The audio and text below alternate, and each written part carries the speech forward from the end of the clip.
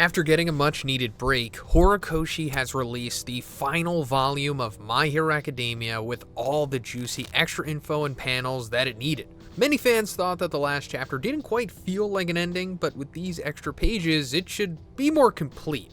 Or at least hopefully. Instead of focusing on Deku's perspective like we have for most of the series, this bonus chapter actually sticks to Ochako and how she's been since becoming an official pro hero. She had stopped seeing Toga's face everywhere and being completely crushed by her loss, but she's returned to haunt her dreams once more. It doesn't stop her from doing her work in quirk counseling, and even getting the big three to get involved. To no one's surprise, and especially not Night Eye, who saw it on his deathbed, Mirio is in the #1 spot. That's right, Mirio is the #1 ranked professional hero. And nowadays, he actually has a pompadour for whatever reason. Tamaki is Fat Gum's sidekick, so he's not ranked, but he seems to be a bit more confident in his skills. And Nejuri is in the 7th spot, having come into her own. But back to Ochako because she's fully invested in quirk help and education, and feels satisfied with the work. She even gets help from Hawks on special cases that need more support or special support items.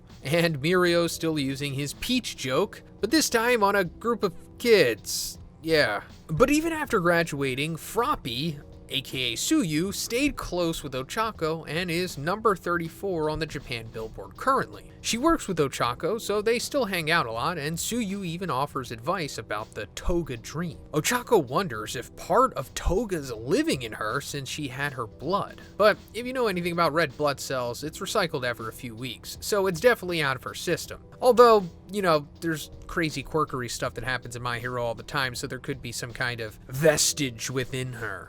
Like all for one and one for all and all that stuff. But also we find out that Bakugo and Kirishima have remained good buddies. But one thing that's interesting is Bakugo owning a car with his, temperament. Plus, he seems to have chilled out a bit, considering a threat to scratch up his paint was enough to force Bakugo into giving Deku a lift. Also, what is up with that sinking back seat? Also, in case you're wondering, Kirishima's the number 12 ranked hero now, and looking for sidekicks from Deku's class.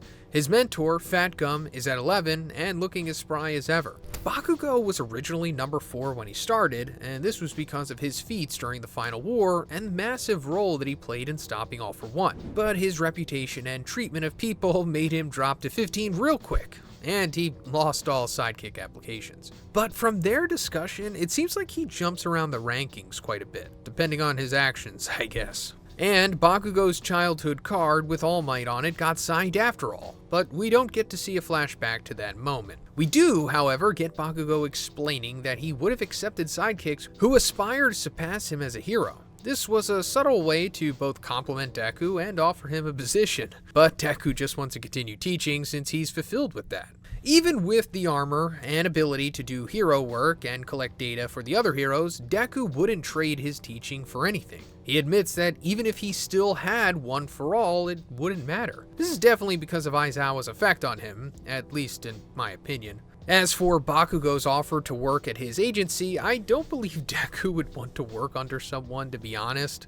Other than All Might, since he's become a natural leader now. And the refreshing part is how Bakugo isn't mad, and even tells Deku to start thinking of himself more because he puts everyone else first. And we know from seeing Deku idolize All Might, who had the same problem, that's true. During a brief celebration for Todoroki reaching 2nd place among the Japanese heroes, we get to see where everyone else is at too. Kaminari's at 44th ranking, which isn't bad for him having only recently entered them. Sero is number 36 and looks unshaven like Aizawa now. Tenya's number 13 and he's starting to look like his grown-up disguise from season 3, just without the stash. Momo's in 19th place, while Shoji's taken the 9th spot from his heteromorph campaigning. And it's nice to see that he's stopped covering his scars, because he just doesn't have to worry about as much judgment from society anymore.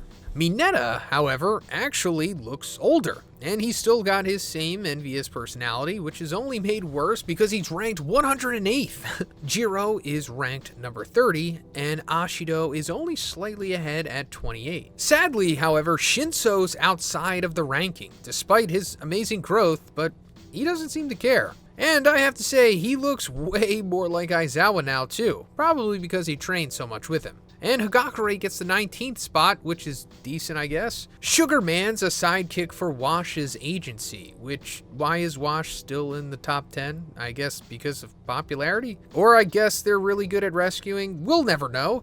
But also Tailman is number 32 somehow, and I only say that because I can't remember any big moments with him in the final war. Let me know in the comments if you remember any. I mean, I'm sure he did something, but I don't really think it was that substantial. By the way, how could a guy whose whole quirk is martial arts with his tail surpass the other UA student? I guess Horikoshi had to give him something. On the other hand, Tokoyami is at 17, which is about where you'd expect, and Aoyama isn't ranked because he works at Invisible Girl's agency due to their quirk compatibility that we saw. I think it's fair to say that he still feels guilt from his past actions, and that's also why he chose to be a sidekick instead.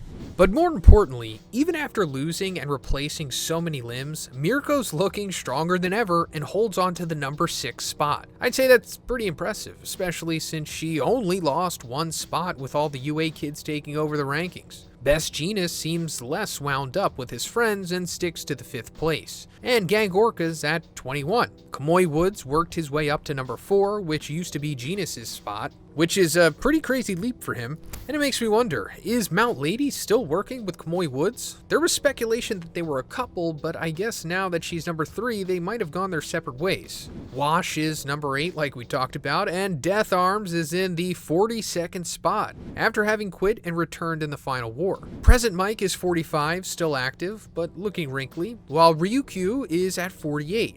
A huge fall from her previous 10th place. This has to do with Horikoshi not wanting to draw her complicated design, which probably explains why she isn't in the final arc. And, I guess that affects her ranking not being very good anymore. Grand, aka Shindo, from Ketsubutsu, is number 20. And I have no idea where Tatami and Makabe rank unless they're just his sidekicks. Mudman is in the 14th place. Kendo has the 23rd spot, but Monoma is proudly holding number 10 with his sleek new look. Tetsu is in 26th place with Tokage just above the class rep in 22nd. The manga guy is number 33, which is generous considering that we barely see him do anything ever. But moving on to the other schools, Inasa has the 16th spot, and Kami is Shishikura's sidekick, and he's at number 41. And it's basically confirmed that there are less and less villains, so fewer heroes will be needed nowadays. And the requirements and ranking have all been revamped already to reflect that. Things have become calmer, the way that Hawks ultimately wanted them to be. Another expected detail is that Toya, aka Dabi, has straight up died.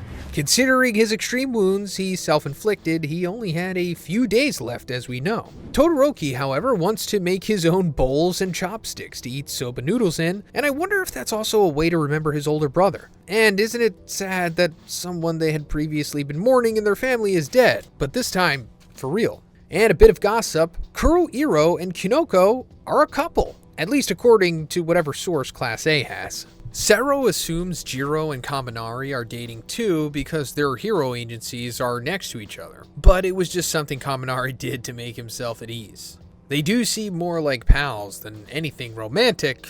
If anything, I would have thought Kirishima and Ashido would have linked up, you know? But later, an alert goes off about a criminal causing problems, so they all get up and leave. But the whole class going to get a single villain seems like overkill. And considering how the poor dude looks when he's being arrested, he seems pretty traumatized. As for another injured hero, Bakugo's still in contact with Edshot, intending to see him on his return to Japan. This makes sense, seeing as he brought Bakugo back to life at the risk of losing himself. I wish we could see if he really recovered like he said he would. And the thing many wanted but didn't think would come true is Ochako and Deku coming together, having been apart for quite a bit. They both realized how much they like spending time together, and it didn't hurt that Toga pushed Ochako forward, because that's what she would have done if she was still around. As a confession though, these two are pretty tame. And I'd even call it dorky with how they grab each other's hands instead of at least hugging. But besides that, there's some more details. Like, you know that guy who had his mouth sewn and nearly became the next Shigaraki? Well, his name is Koki Terumoto, and his quirk is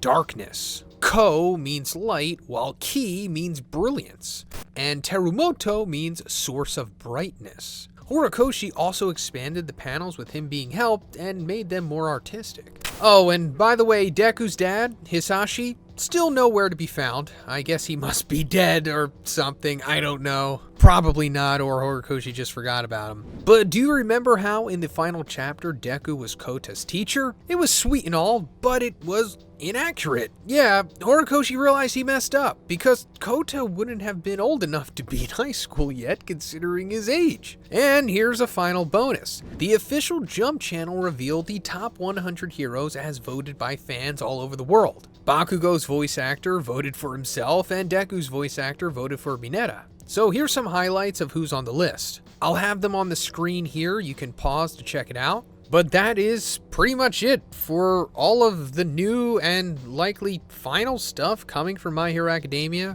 Still no word if there will be a sequel series or anything like that, but if I hear anything, you'll hear it from me as soon as I hear it myself. But that's pretty much it for now.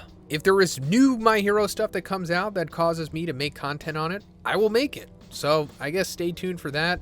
Other than that, have a great day, guys, and I'll see you in the next one.